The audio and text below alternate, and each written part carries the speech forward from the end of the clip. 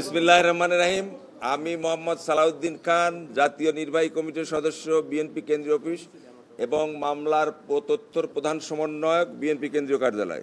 আমার সঙ্গে আছে আমার অপর সহকারী, আপনার রাজশাহী বিশ্ববিদ্যালয়ের সাবেক নেতা আপনার শরীফুল ইসলাম শাওন, এবং আমার সহকারী সমন্বয়ক মিজানুর রহমান মিজান, ছাত্রনেতা আমাদের নাইম হোসেন, এবং আমাদের যুব শ্রমিক দলের নেতা আমাদের ইকবাল হোসেন সহ আমরা 5 জনের সদস্য বিশিষ্ট এখানে আমরা প্রধান নির্বাচন কমিশনার বরাবর এসেছি।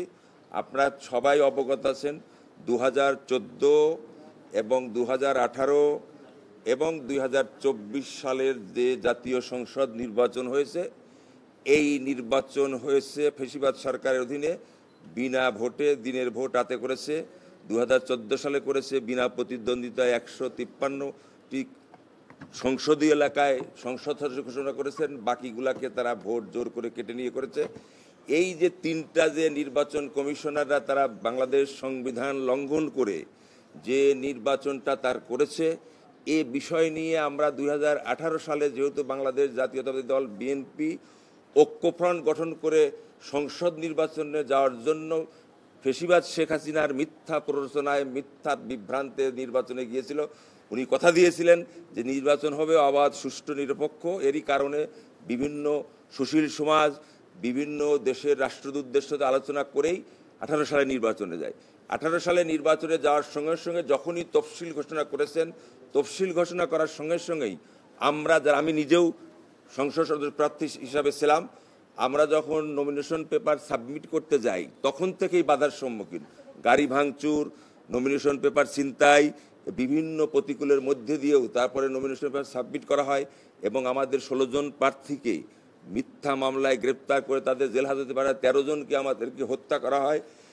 সারা বাংলাদেশে বিএনপি সহ ঐক্যফ্রন্টের বিভিন্ন দলের রাজনৈতিক ব্যক্তিরা যারা নির্বাচনে অংশগ্রহণ করেছে তাদের নেতাকর্মী, সমর্থক এবং সর্ববিষয় হলো গ্রামে গঞ্জে গিয়ে, শহরে গিয়ে, ওয়ার্ডে গিয়ে নেতা কর্মী সমর্থকদেরকে বাড়ি বাড়ি গিয়ে আইনশৃঙ্খলা বাহিনী অতি উৎসাহী সদস্য গ্রেপ্তার, নির্যাতন, রিমান্ডে নিয়ে মিথ্যা গায়েবী মামলা দিয়ে এবং বিভিন্ন জায়গায় অপহরণ করে, গুম করে রেখে তারা একটা নির্বাচনের প্রক্রিয়া শুরু করে। এটা শেখ হাসিনা সাহেবের নির্দেশে এবং তৎকালীন ডিজিএফআইয়ের প্রধান, এনএসআইয়ের প্রধান, এসবির প্রধান এবং পুলিশের সাবেক আইজি সহ সংশ্লিষ্ট কিছু আইনশৃঙ্খলা বাহিনী মিলে এবং নির্বাচন কমিশনের সাথে জড়িত যারা সংশ্লিষ্ট জেলা, উপজেলা, বিভিন্ন জেলার পুলিশ সুপার, বিভিন্ন রেঞ্জের ডিআইজি, বিভিন্ন বিভাগের কমিশনার সহ তারা সম্মিলিতভাবে একটা সিদ্ধান্ত নয় যে দিনের ভোট রাতে করব, যেটা করেছিল তারা 18 সালে। এই কারণেই তারা আপনার জাবত পাটোয়ারি যখন শেখ হাসিনার কাছে বক্তব্য দেয় যে আপনার ভোটের সংখ্যা অনুযায়ী জনপ্রিয়তা আপনার শূন্যর কোঠায়, তাহলে কি করা যায়? জাবেদ পাটোয়ারি তৎকালীন আইজি বলেছিল যে ভোট আপনার আছে, তবে দিনে না রাতে আছে। কি করা যায়? যে আপনি নির্বাচন কমিশনকে বলে দেন, নির্বাচন কমিশন যদি আমাদেরকে সহায়তা করে আমরা দিনের ভোট রাত করে। ঠিক জাবেদ পাটোয়ারি সেইটাই করেছিল। তার কারণের জন্য আইজি জাবেদ পাটোয়ারি সৌদি আরবের রাষ্ট্রদূত হিসাবে, পুরস্কার হিসাবে উনি দীর্ঘ এই গত 5ই আগস্ট 2024 পর্যন্ত উনি দায়িত্ব পালন করেছেন। এরা নিয়ে, অর্থ নিয়ে, টাকা নিয়ে কেন্দ্রে কেন্দ্রে দিয়ে, বিএনপির এজেন্টদেরকে বের করে দিয়ে, বিএনপির নেতাকর্মীরা যারা সমর্থক ভোটার, যদিও অনেকে কেন্দ্রে আসতে চাইছিল, তাদেরকে রাস্তায় বাধা দিয়ে আওয়ামী লীগ এবং আওয়ামী লীগের সন্ত্রাসীদের দ্বারা এই শেখ হাসিনার নির্দেশে এই ভোট তারা সম্পন্ন করে। এসএমসি ওটসালাই এলো আরো উন্নত নতুন প্যাকে, জীবন বাঁচায়, জীবনকে এগিয়ে নিয়ে যায়। 13 সাল, 14 সাল এবং 24 সালে সর্বশেষ আপনার কাজী আওয়াল সাহেব যেটা করেছিলেন সেটা ড্যামি ভোট। আপনি জানেন আওয়ামী লীগের তরফ থেকেই আপনার প্রার্থী দিয়ে এবং জাতীয় পার্টি এই কাদেরকে কয়েকটা সিট দিয়ে একটা নাটক, প্রহসন নাটক সাজিয়ে ভোট করেছে। এই যে ভোট তারা করেছে, নির্বাচন কমিশনার সহ তার সহযোগীরা, তাদের বিষয় নিয়ে আমরা একটা অভিযোগ নিয়ে থানায়, এবং 2টি অভিযোগ আমরা প্রধান নির্বাচন কমিশনার, বর্তমান প্রধান নির্বাচন কমিশনার, এই মাননীয় প্রধান কমিশনার এবং মাননীয় আপনার সচিব সাহেব ওখানে উপস্থিত ছিলেন, তাদের কাছে আমরা এই জমা দিলাম। আমরা জানি এই বর্তমান সচিব এবং প্রধান নির্বাচন কমিশনারের সাথে যারা অন্যান্য নির্বাচন কমিশনার আছেন, এই যে অভিযোগটা আমরা দিলাম ওনারা ওটা আইনগত ব্যবস্থা নেবেন। এখন আমরা যেহেতু তারা সংবিধান লঙ্ঘন করে ফৌজদারি দণ্ডবিধি অপরাধ করেছে, এই কারণের জন্য তাদের বিরুদ্ধে আমরা মামলা করার জন্য আমরা শেরেবাংলা নগরে আমরা যাচ্ছি। এখন শেরেবাংলা নগরে যাই আমরা সেই এফআইআর দাখিল করব। সেই এজাহারের মধ্যে 19 জনকে আপনার নাম ধরে উল্লেখ করেছি, অজ্ঞাত আরও আছে, যেটা তদন্তকারী কর্মকর্তা খুঁজে তাদেরকে বের করবে। এটাই হলো আমাদের মূল বিষয়।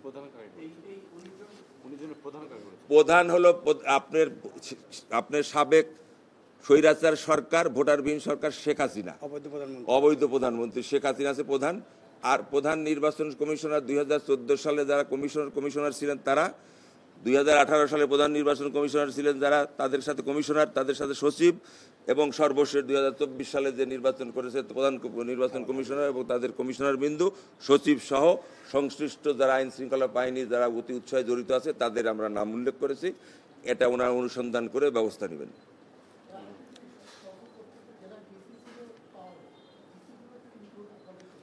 প্রতিটা জেলার বিষয়েও আমরা এই অভিযোগের মধ্যে উল্লেখ করেছি। প্রত্যেকটা জেলায় আমরা অভিযোগ দিয়েছিলাম।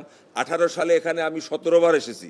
আমি নিজে বাংলাদেশ জাতীয়তাবাদী দল বিএনপির পক্ষ থেকে 17 বার এসেছি। 7 বার না 8 বার ঢুকতে দিয়েছে, বাকিবার ঢুকতে দেয় নাই, ভাইরাই সাক্ষী, অভিযোগই নেয় নাই। ওই অভিযোগগুলো যেগুলো রিসিভ করে নিয়েছে সেগুলো রিসিভ কপি আমরা ফটোকপি নিয়ে এসেছি, সেগুলো আমার মাননীয় প্রধান নির্বাচন কমিশনের কাছে জমা দিলাম। ওইগুলা পড়লেই বুঝতে পারবে যে আমরা কি কি করেছি, কাকে কি করেছিল, সব বিস্তারিত আমাদের ওই সব মহাসচিব সাহেবের তৎকালীন 18 সালে মহাসচিব, আমাদের পার্টির মহাসচিব স্বাক্ষরিত কাগজ, ওই কাগজগুলো আমরা জমা দিয়েছি। এবং জেলায় জেলায় যেগুলো করাচ্ছি সেগুলো আমরা পত্রের মধ্যে বলেছি যে প্রতিটি জেলা এবং প্রতিটি নির্বাচন এলাকায় যারা নির্বাচন প্রার্থী ছিল তারা আবেদন করেছে, সেগুলোও তারা কোনো ব্যবস্থা নেন নাই, সেগুলোও কেন ব্যবস্থা নেন নাই সেগুলো আমরা তাদের আবেদনের মধ্যে উল্লেখ করেছি। অবশ্যই এফআইআর নাম আছে, আপনাদের কপি দেয় নাই, আমার প্রত্যেকে দেখেন নাম আছে। ডিসিএসপি তো আমরা নাম উল্লেখ করি নাই, ডিসিএসপি বিভাগীয় কমিশনার, তারপরে আপনার হলো একমাত্র চাঁপাইনবাবগঞ্জ জেলায় বিয়েটা হয়েছিল, আমরা বলছি চাঁপাইনবাবগঞ্জে আমাদের বিএনপির 2 জন প্রার্থী হয়েছিল, এই 2 জন প্রার্থীর নিরপেক্ষ বিষয় নিয়ে আছে, আর বাদ বাকি সব জেলায় একই হয়েছে। এবং আপনারা জানেন সেই সমস্ত আইন শৃঙ্খলা বাহিনীর পুলিশ সুপাররা ওএসডি হয়ে আছে, ডিসি সাহেব ওএসডি হয়েছে। এখন আমরা চাই এই মামলায় তারা গ্রেপ্তার হোক। আমরা দুঃখের বিষয়, আপনি এখন অনেক মিডিয়া আছে, আর একটা কথা বলবো, সেটা হলো আপনারা জানেন 5ই আগস্টের পরে বিএনপির পক্ষ থেকে আমরা আমাদের 2276 জনকে এই সরকার, এই অবৈধ সরকার শেখ হাসিনা সরকার ধরে নিয়ে গুম করে নিয়ে আপনি ক্রস ফায়ার দিয়ে ছাত্রদল, যুবদল, কৃষক দল সবাইকে হত্যা করেছে। এই একটা মামলা আমরা আন্তর্জাতিক আদালতে দায়ের করেছি মহাসচিব স্বাক্ষরিত এবং আমার অভিযোগে।